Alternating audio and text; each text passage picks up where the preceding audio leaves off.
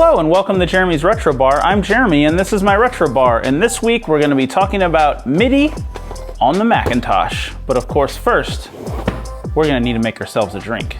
So for this week's drink, we're going to be making an El Diablo, and we're going to start off with our shaker glass here. Go ahead and add some ice. Then we're going to add 1.5 ounces of Rey Posada tequila. We're gonna add 1/2 ounce of creme de cassis, then 3/4 ounce of lime juice. Then we're gonna shake all that up, and we'll strain this into a Collins glass, and we'll top it with 2 ounces of ginger beer, and we'll fill the rest with ice.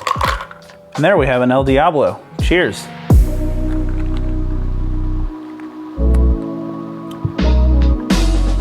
I really like this drink. It's like a cool variation on a margarita, and it's excellent. I really like it. So, all right, let's get to MIDI. Okay, so a lot has happened since my last episode, and so I'm gonna take this opportunity here at the beginning to just do a little bit of updates, and then we can get on to the actual content of this episode. So the first thing is, my channel turned 1 year old on October 26th, so that was just under a week ago, and so I've been doing this for a year, which is crazy, and I committed to being able to do a full year of a thing, because usually I quit after about 2 to 3 months, and so I'm actually pretty impressed that I stuck with it.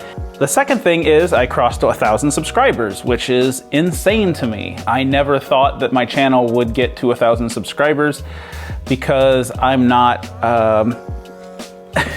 I don't feel I have like the mass appeal of other channels. And so it's really cool that 1,000 people are watching this content. Anyway, that's a lot of the content updates or channel updates that I wanted to get out of the way here at the top. So for this episode, I actually got a lot of the idea for it from a couple of postings in the Facebook group Vintage Apple Macintosh Enthusiasts. And there was a guy on there, Dimitris, who posted an MT-32 playing music on a Sierra game on a Macintosh. And I just thought that was really cool because I already had an MT-32, but I've only seen it ever used with a PC. It intrigued me because I was just like, oh, I can use that on a Mac, which would be really cool. So I ended up going out and finding the Apple MIDI interface here, and this will allow us to hook the MT-32 up to any serial port Macintosh. Not the Plus or before, because they didn't have the serial port, but anything from the SE on is gonna have the ports that we need in order to make this work. It also works with the Apple IIgs, but that's a whole other thing, and I'm not gonna deal with that in this episode.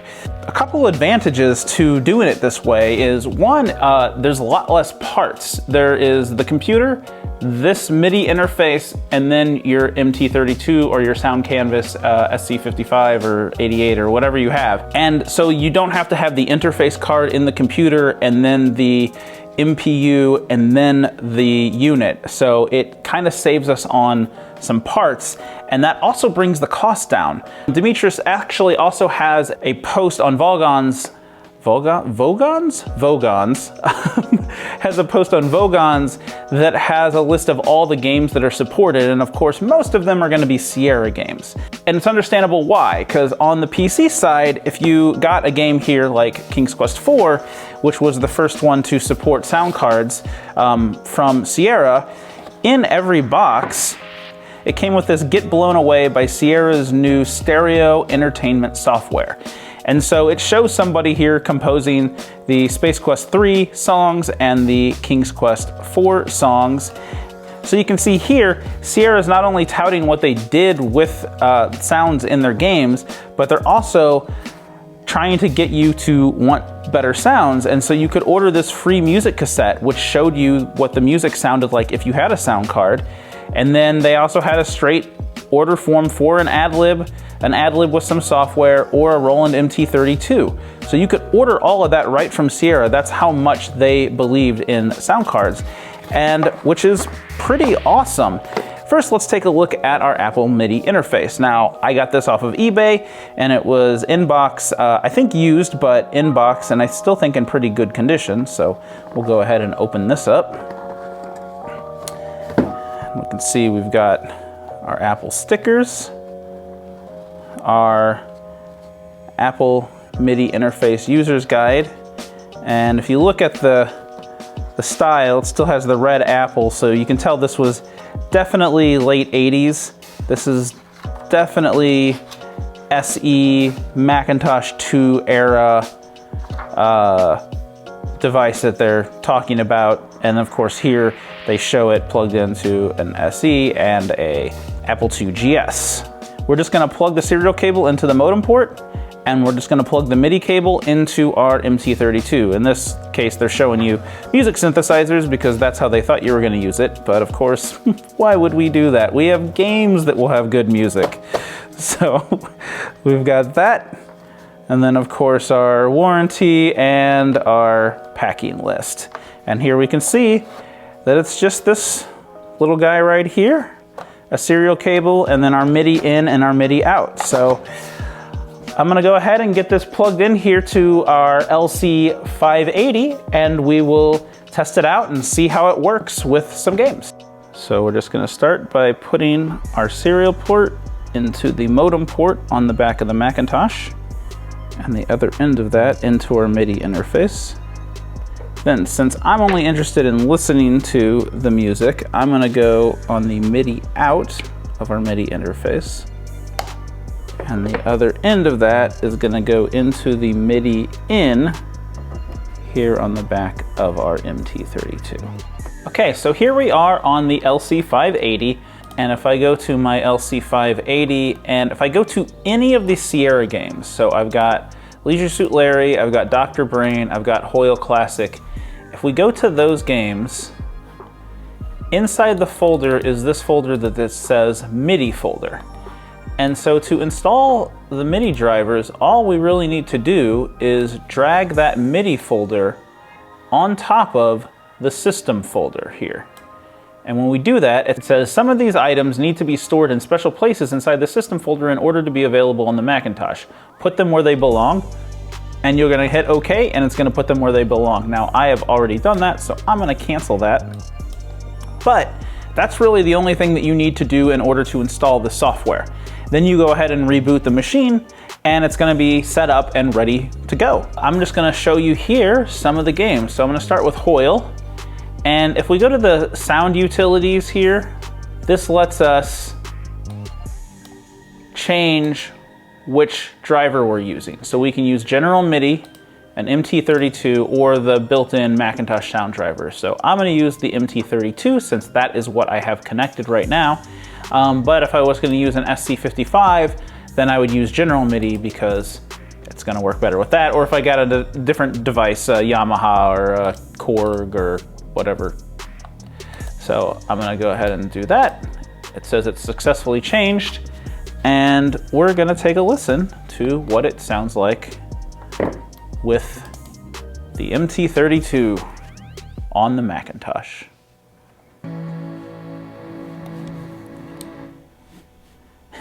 And I'm just gonna go with a large window so we can see it.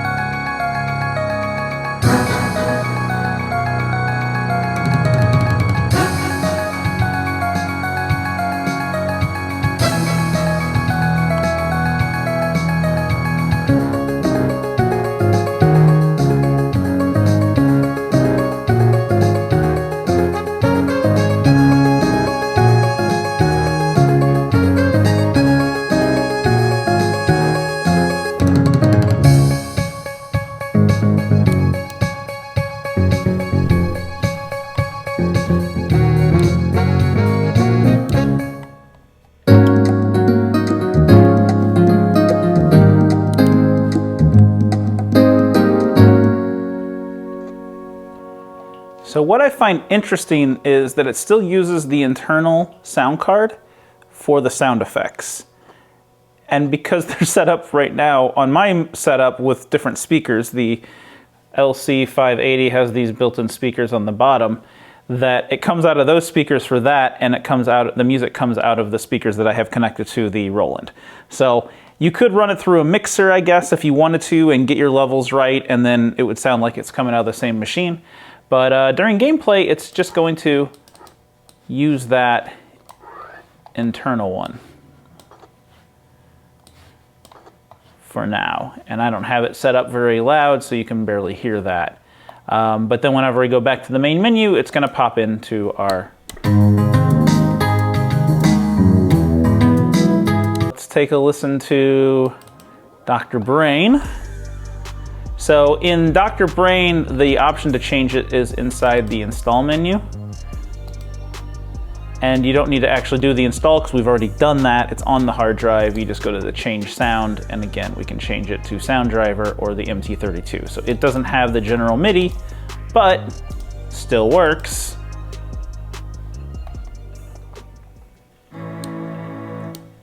Again, I'm gonna go large window.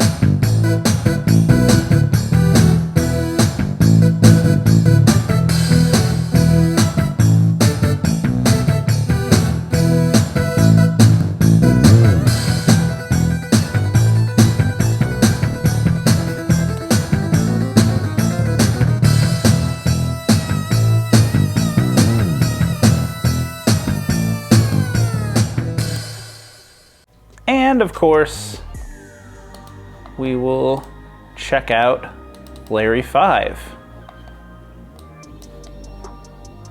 And I'm just going to double check to make sure it's set to, yep, to the MT-32. And we'll go ahead and start this up.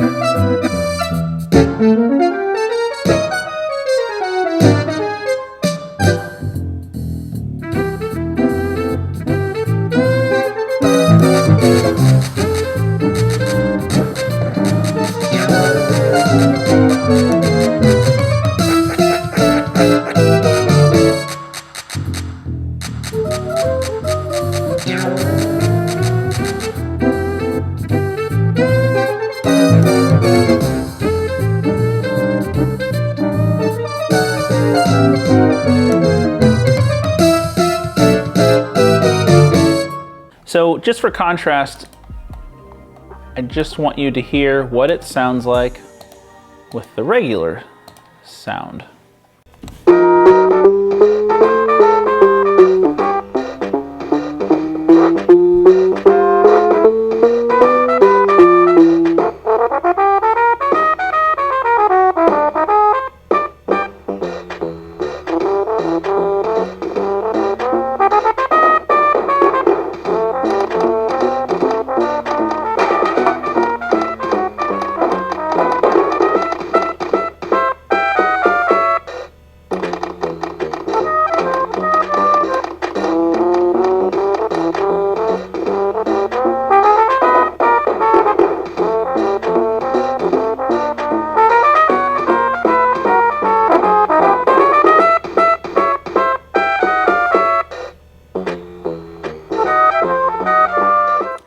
All right, well, that about does it. It's a super quick, super easy episode. Just goes to show you how effective the MIDI interfaces can be on the Mac. Now, you don't have to use this one. Dimitris, if you look at his posts on Facebook, and I'm gonna link to his posts and also his Vogon article in my description. And also he has a YouTube channel where he also just demos a lot of the sounds on the Macintosh. So definitely check that out. He uses a MacMan MIDI interface.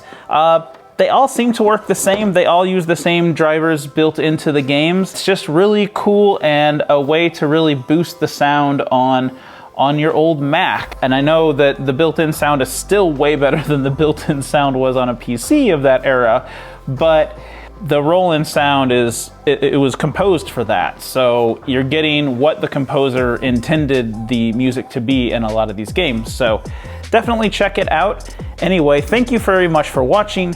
Thank you for everybody for subscribing. It's been really amazing. I am considering starting a Patreon, and I don't know what to offer as like perks and bonuses and things. So if anybody has any opinions on whether, one, I should do that, and whether or not it's worth it, and kind of what bonuses or things that I should offer, put that in the description, because I would like some feedback on what people want, because, you know, I could definitely use some help in actually building the bar where where this is supposed to be, instead of this cheap, flimsy folding table that I'm using, and for other future content. Anyway, it's an idea that I'm throwing around, and I'll let you guys kind of let me know what you think here in the description. But thank you very much for watching, and I'll see you next time.